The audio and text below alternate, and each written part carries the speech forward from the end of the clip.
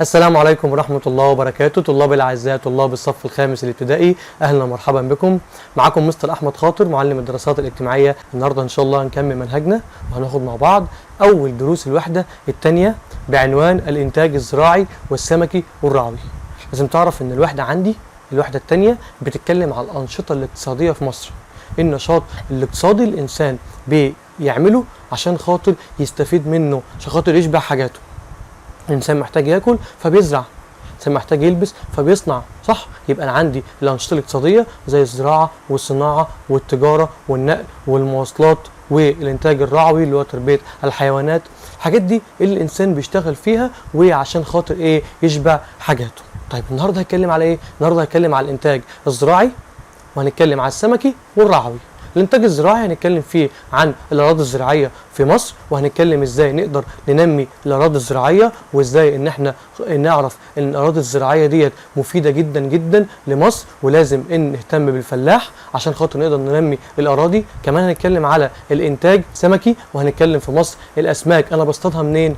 هنتكلم عندي في مصر مصايد اسماك عذبه ومصايد اسماك مالحه، وهنتكلم كمان عندي ان المصايد دي هل هي كتيرة كتيرة. طب بتكفي حاجة السكان؟ هنعرف هل الأسماك في مصر بتكفي حاجة السكان ولا بنحتاج إن احنا نستورد أسماك من بره. هنتكلم كمان على الإنتاج الرعوي، وهنتكلم في درس النهاردة عن تربية الحيوانات، وهل المراعي الطبيعية في مصر مهمة ولا ملهاش لازمة. كل ده هنعرف درس النهاردة. يلا بينا نبدأ الدرس.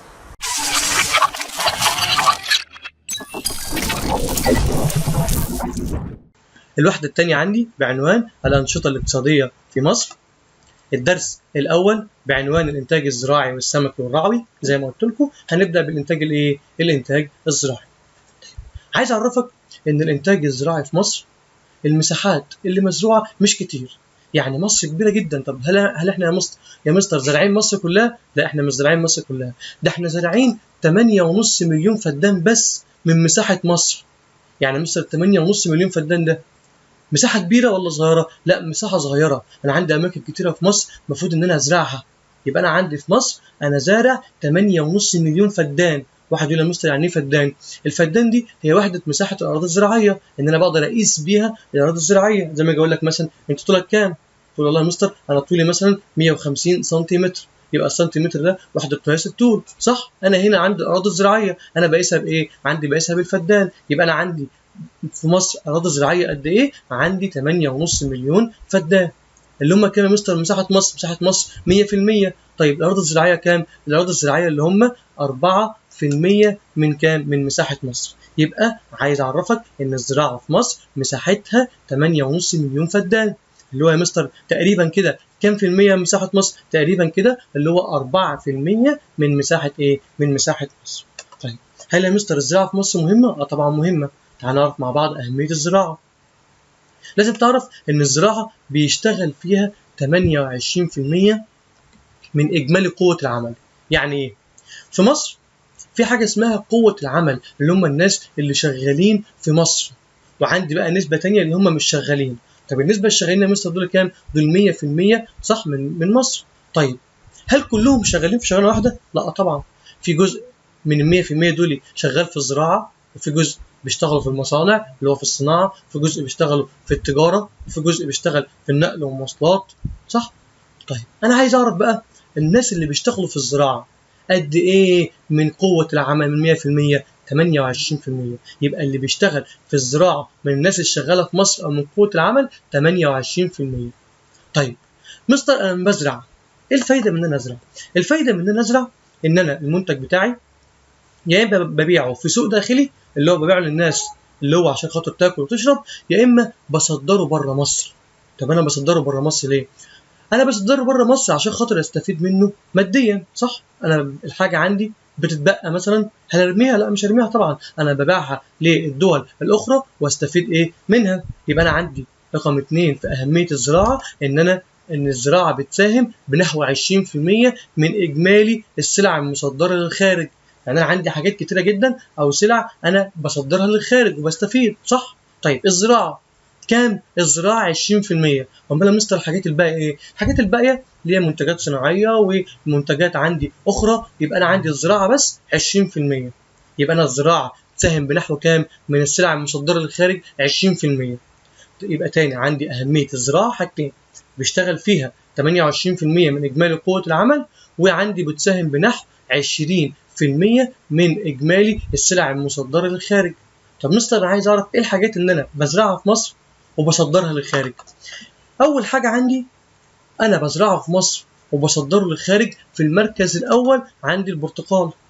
يبقى البرتقال هو عندي في المركز الاول، ده انا بزرعه في مصر واكتر حاجه بصدرها وبستفيد منها اقتصاديا وماديا. طيب رقم 2 مين المركز الثاني؟ المركز الثاني البطاطس. يبقى المركز الاول البرتقال، المركز الثاني البطاطس، المركز الثالث القطن الخام اللي هو القطن قبل ما يروح المصنع اللي هو لسه انا مخرجه من الارض الزراعيه، وعندي رقم 4 اللي هو ايه؟ الارز. السلع او الصادرات الزراعيه اللي انا بصدرها للخارج بترتيب معين، الاول البرتقال، الثاني البطاطس، الثالث القطن الخام، الرابع الارز. تعال نتكلم بقى على ان التنميه الزراعيه في مصر. لازم تعرف ان الزراعه في مصر انت لسه قايل لي 4% بس من مساحه مصر. طب ما ازرع وازود الانتاج الزراعي، وكل ما ازود الانتاج الزراعي في مصر الدوله تستفيد، صح؟ طيب ايه بقى اهداف التنميه الزراعيه في مصر؟ اول حاجه عايز اقول لك ان انا عايز اعمل تنميه زراعيه عن طريق زياده مساحه الاراضي الزراعيه. اول حاجه عشان تنمي الزراعه، انت لو ماسك وزير وعايز تنمي الزراعه هتعمل ايه؟ اول حاجه هتقولها الاراضي الزراعيه في مصر مش كفايه، انا ازود مساحه الاراضي الزراعيه. يبقى رقم 1 عشان تقدر تنمي الزراعه في مصر يبقى زياده مساحه الاراضي الزراعيه. رقم 2 ازود محصول الفدان. يعني ايه ازود الانتاج من محصول الفدان؟ يعني عندي مثلا ارض وبزرع فيها مثلا 100 تفاح. طب مستر ما في نفس الارض دي ما احاول ازرع 200، احاول ازود الانتاج، احاول ازرع 300، احاول ازرع 500. يبقى احاول في نفس المنطقه بس ان انا اعمل ايه؟ ازود محصول ايه بتاعي اللي موجود في الفدان او في الارض ديت. يبقى احاول ازود انتاج محصول ايه؟ الفدان. بدل ما ازرع مثلا 50 تفاح لا ازرع 100، ازرع 200، ازرع 300. يبقى انا عندي رقم 2 زياده انتاجيه محصول الفدان. رقم 3 ان انا احسن مستوى معيشه الفلاح. انا عندي الفلاح لو هو الفلوس اللي بتجيله من الزراعه مش مكفيه هيعمل ايه؟ ما هو عنده عيال وعايز ياكلهم ويشربهم. هيعمل ايه؟ طبعا مش هيسيب عياله يموتوا من جوع، هيسيب الزراعه ويروح يشتغل في حته تانية زي الناس اللي بتسافر تروح تشتغل في المصانع وبتسيب اهلها او بتسيب عيالها وتروح تسافر عشان تقدر تشتغل وتزود الدخل بتاعها. طيب مستر لما الفلاحين يسيبوا الارض الزراعيه مين اللي هيشتغل في الارض الزراعيه؟ مين اللي هيزرع؟ يبقى انا لا لازم اخلي الفلاح يتمسك بالارض الزراعيه ويزرع اكتر. ده ازاي؟ ان انا اقدر احسن مستوى معيشه الفلاح واقدر ان انا اخلي يدخل له عائد مادي كويس يقدر يعيش به هو واسرته. يبقى ازاي اقدر انمي الزراعه في مصر؟ عن طريق 3 حاجات. اول حاجه زياده مساحه الاراضي المزروعه. رقم 2 ان انا ازود انتاجيه محصول الفدان. رقم 3 احسن مستوى معيشه الفلاح عشان يتمسك بالارض الزراعيه وما يسيبهاش ويشتغل في الانشطه الاخرى. عايز اعرفك ان في مصر عندي مشروعات تنميه زراعيه، الدوله مش ساكته، الدوله عماله تعمل مشروعات عشان تنمي الزراعه في مصر. طيب المشروعات دي زي ايه؟ عندي 4 مشروعات في مصر الدوله عملتهم عشان تنمي الاراضي الزراعيه وعشان تزود مساحه الاراضي الزراعيه. بدل ما يبقى 4% اراضي زراعيه في مصر اخليهم 6، اخليهم 10، اخليهم 20. طيب تعال نتكلم عن مشروعات التنميه الزراعيه في مصر. اول مشروع عندي اسمه مشروع توشكا. طيب مشروع توشكا هي ارض صحراويه بحولها لارض ايه؟ برافو عليك، ارض زراعيه. طيب ازاي اقدر احول ارض صحراويه لارض زراعيه؟ لازم ان انا اول حاجه يكون عندي ميه واقدر احول التربه بتاعتي لتربه خصبه صالحه للزراعه. طيب ازاي الارض ديت اقدر ان انا اجيب لها ميه؟ لازم ازرع في مكان يكون جنبه مصدر للمياه. يعني ما ينفعش ازرع في حته ما فيهاش ميه خالص، اجيب ميه منين؟ لا لازم ازرع جنب مثلا نهر، صح؟ لازم ازرع جنب او في حته مثلا فيها امطار، ازرع في حته فيها مياه جوفيه عشان اقدر يكون عندي مصدر للميه. طيب مشروع توشكا فين؟ مشروع توشكا هتلاقيه تحت على الخريطه زي ما ظهر قدامك كده اهوت، ده مشروع توشكا جنب بحيره ناصر. انا عملت قناه كده عشان توصل لي الميه من بحيره ناصر الى الاراضي اللي موجوده اللي هو سميناها مشروع ايه توشكا. طب مستر الاراضي دي فين؟ الاراضي دي يا اولاد جنوب منخفض الخارجه. يبقى انا عندي منخفض فوق بالظبط الدايره الحمراء عملت لك دي اسمه منخفض الخارجه. طب المنطقه دي اسمها ايه؟ اسمه الوادي الجديد. يبقى انا جيت هنا اهو جنوب منخفض الخارجه في الوادي الجديد، ورحت عامل ايه؟ مشروع توشكا عشان ازرع الاراضي. طب هجيب ميه منين يا مستر؟ هجيب ميه من بحيره ناصر اقرب مكان ليها. يبقى مشروع توشكا اول حاجه اقول له هي قناه بيتم تزويدها من مياه من ايه؟ برافو عليك، من بحيره ناصر. طيب ايه الهدف من المشروع؟ انا عملته ليه؟ اول حاجه الهدف من المشروع ان انا اعمل ري للايه؟ للاراضي اللي موجوده جنوب منخفض الخارجه في وادي ايه؟ في الوادي الجديد، وازرعها. طب مستر انا ممكن ازرعها بايه؟ انا ممكن ازرعها بمحاصيل زراعيه، ممكن ازرعها بنباتات طبيه، ممكن ازرعها بنباتات زينه. يعني نباتات طبيه ونباتات زينه ومحاصيل. المحاصيل الزراعيه انا ممكن اعمل فيها اي انواع من الخضار او انواع من الفاكهه، ماشي. ايه تاني؟ ممكن اعمل نباتات طبيه زي ايه؟ زي اليانسون، زي النعناع، الحاجات اللي انا بستخدمها ايه؟ كعلاج طبي. الجنزبيل، القرفه، الحاجات ديت انا بزرعها في مشروع توشكا. كمان عندي نباتات الزينه، النباتات الجميله والاشجار الجميله اللي انا ممكن احطها في البلكونه عندي، ممكن احطها على الترابيزه في الانتريه عشان خاطر ايه؟ ازوق بيها البيت، يبقى اسمها نباتات الزينه. يبقى الهدف من مشروع توشكا حاجتين: ري مساحه الاراضي الزراعيه الموجوده فين؟ في الوادي الجديد اللي هو جنوب منخفض الخارجه، وان انا ازرع هناك نباتات طبيه ونباتات زينه وغيرها من ايه؟ من المحاصيل الزراعيه. كده خلصنا اول مشروع وعرفنا مكانه. تعال ناخد تاني مشروع اللي اسمه ترعه السلام.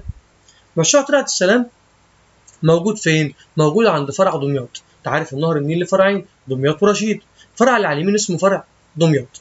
طيب انا جيت ازرع فين؟ جيت ازرع في شمال سيناء. ادي شبه جزيره سيناء قدامك اهو، وانا عايز ازرع فوق في شمال سيناء. طيب واحد يقول يا مستر طب ما انا ممكن ازرع في شمال سيناء، اجيب ميه اقرب حاجه لشمال سيناء البحر المتوسط. لا طبعا، هو انا ينفع ازرع بميه مالحه؟ ما هو النبات ده زيه زيك، انت الانسان تعرف تشرب ميه مالحه؟ لا طبعا، يبقى النبات برضه مش هيعرف يشرب ميه مالحه، هيموت. يبقى اذا اجيب له ميه عذبه يبقى ما حدش ينفع يقول لي بحر متوسط. امال اجيب ميه منين؟ ده انا اجيب ميه من نهر النيل اللي هو اقرب ايه؟ اقرب حاجه اللي هو ايه؟ اللي هو فرع دمياط. يبقى انا عندي مشروع ترعه السلام عشان اقدر ازرع. بجيب ميه منين؟ عايز ازرع شمال سيناء. طيب اجيب ميه منين؟ اجيب ميه من ترعه السلام. يبقى لما يجي يقول لك في الامتحان مشروع ترعه السلام، قول له الميه بتخرج من فرع نقط، قول له فرع دمياط. الى فين؟ الى سيناء او الى شمال سيناء. طب مستر عرفنا ان الميه بتخرج من نهر النيل من فرع دمياط لشمال سيناء عشان ازرع. ايه الهدف من المشروع؟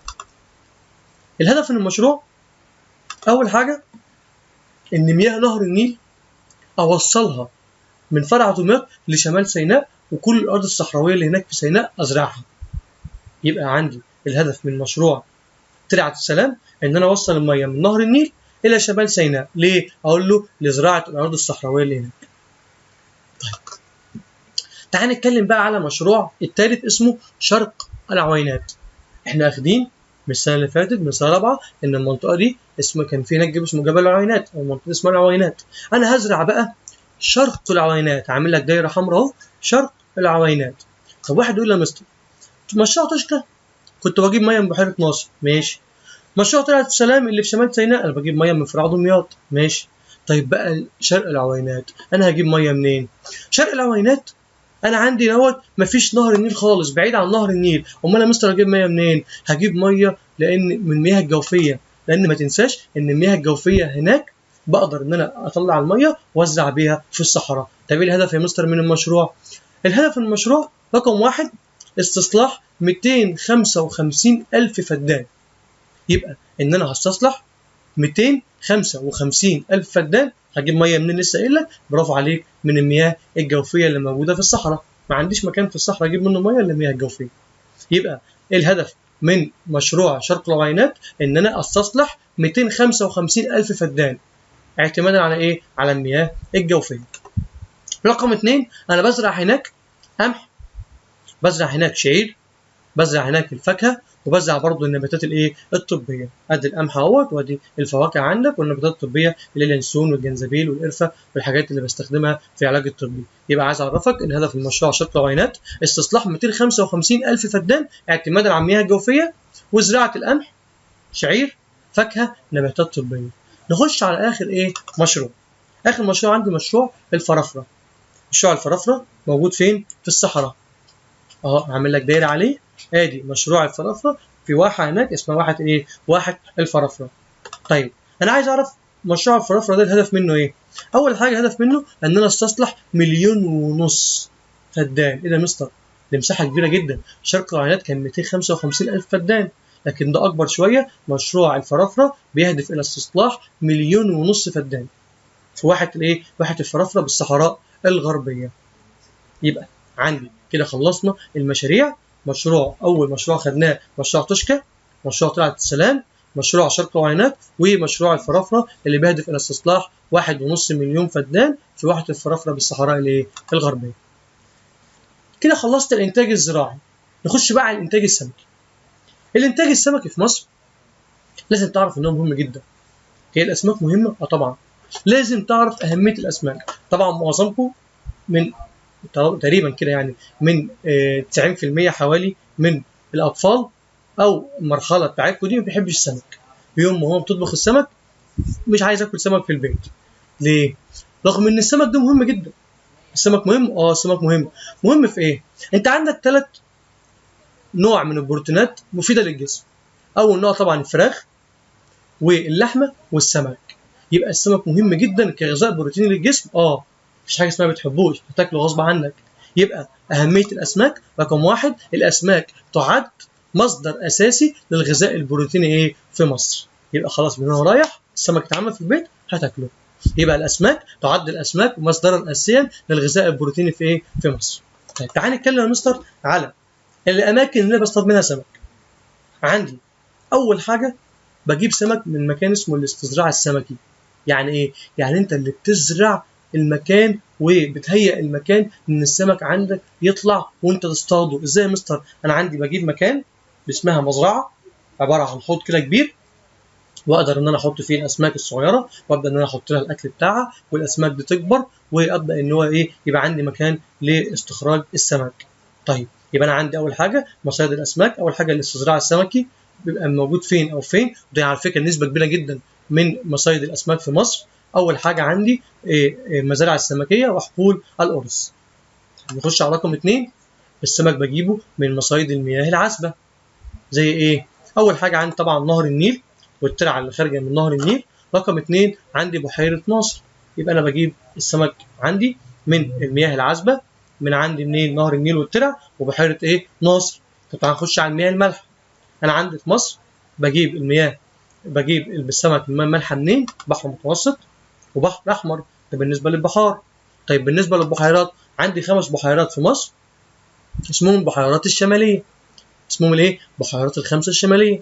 اللي هم مين؟ اللي هم بردويل، منزله، برولوس، اتكو، مريوط. دي ال5 بحيرات الشماليه ان انا بجيب منهم ايه؟ السمك من مصايد المياه المالحه. بحيرات يا اما بحار يبقى بحر متوسط البحر الاحمر، والبحيرات اللي هو بردويل، المنزله، برولوس، اتكو، ومريوط. يبقى انا عندي مصادر الاسماك في مصر: استزراع سمكي اللي هو مزرعه سمكيه وحقول ارز، مياه عذبه يبقى نهر النيل والترع وبحيره ناصر، والمياه المالحه يا اما بحار يا اما بحيرات. بحار ما عنديش في مصر غير مين؟ بحر متوسط وبحر احمر، وعندي البحيرات بردويل، منزله، برولوس، اتكو، مريوط. فانا تعال نتكلم بقى على مصادر الاسماك في مصر. كتيره زي ما انت خدتها.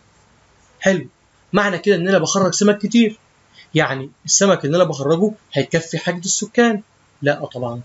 على الرغم من ان مصايد السمك في مصر كتير، الا ان انتاج السمك ما بيكفيش حاجه السكان. ليه يا مستر؟ اكيد في اسباب بتخلي السمك يموت، او بتخلي السمك عندي ما طلعوش بكميه كبيره.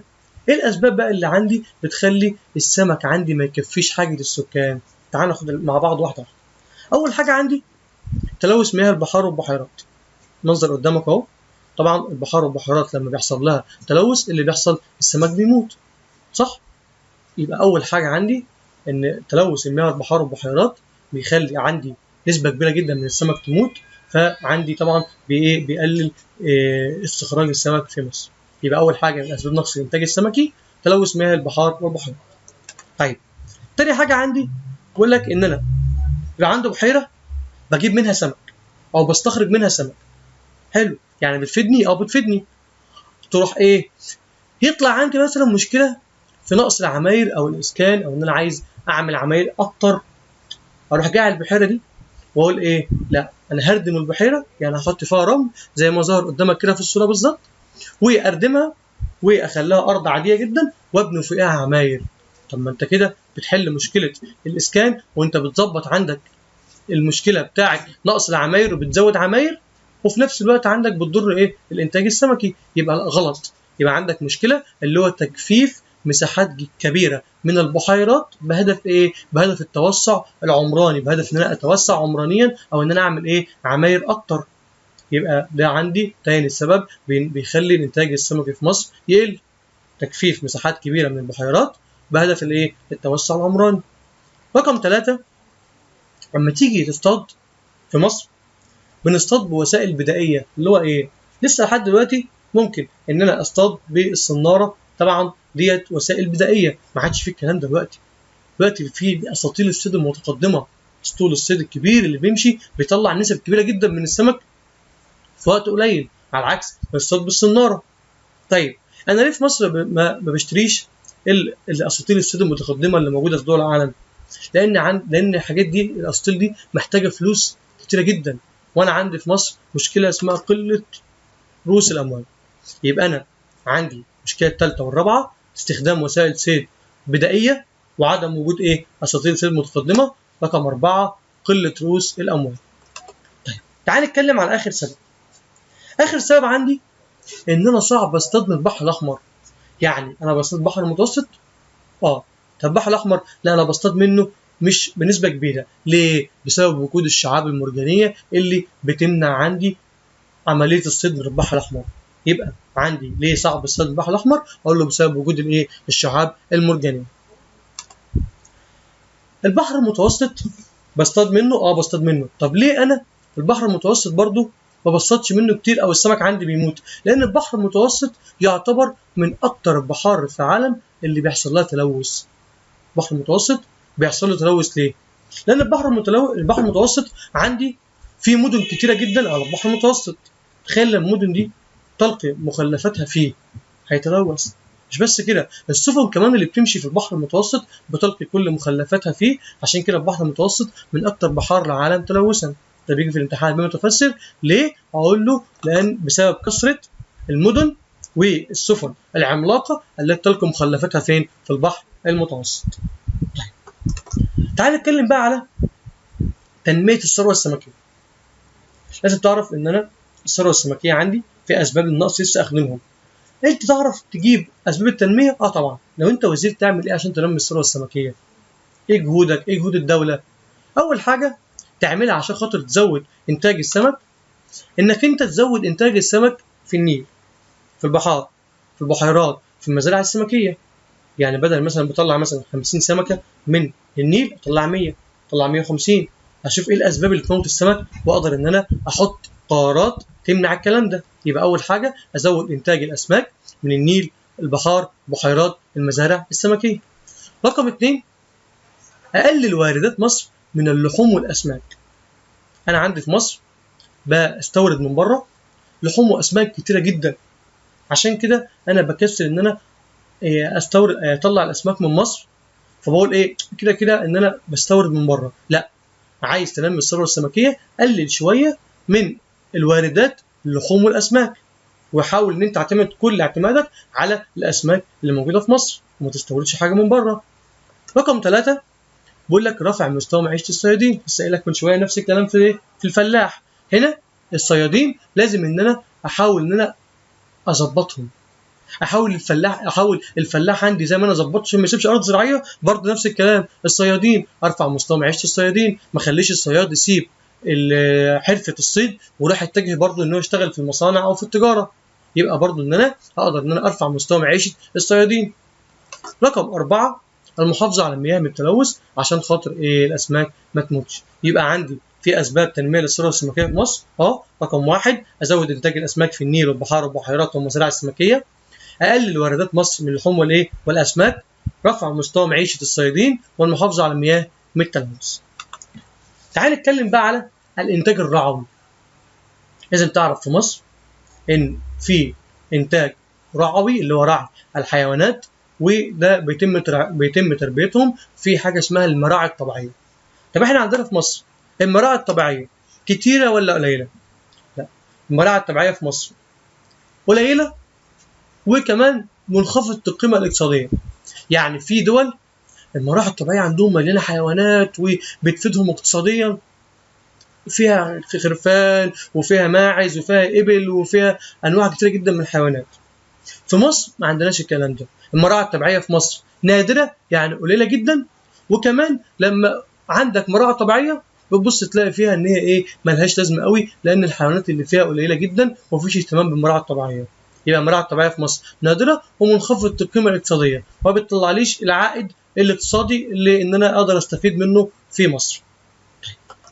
عندي الحيوانات بربيها فين تاني بقى؟ بربي الحيوانات طبعا يا اما في المزارع. طب ليه يا مستر؟ عشان خاطر ان انا بجيب الحيوانات دي واروح اجيب الاكل بتاعهم واربيها واستفيد منهم. طيب الحيوانات دي بتاكل ايه في المزارع؟ الحيوانات في المزارع بتاكل حاجتين، يا برسيم يا ذره. يبقى الحيوانات بتربى في المزارع بتاكل ايه؟ يا برسيم يا ذره. طيب عايز اعرفك ان الحيوانات ليها فايده، لها فايده. اول حاجه ان انا بستخدمها في اعمال الزراعه.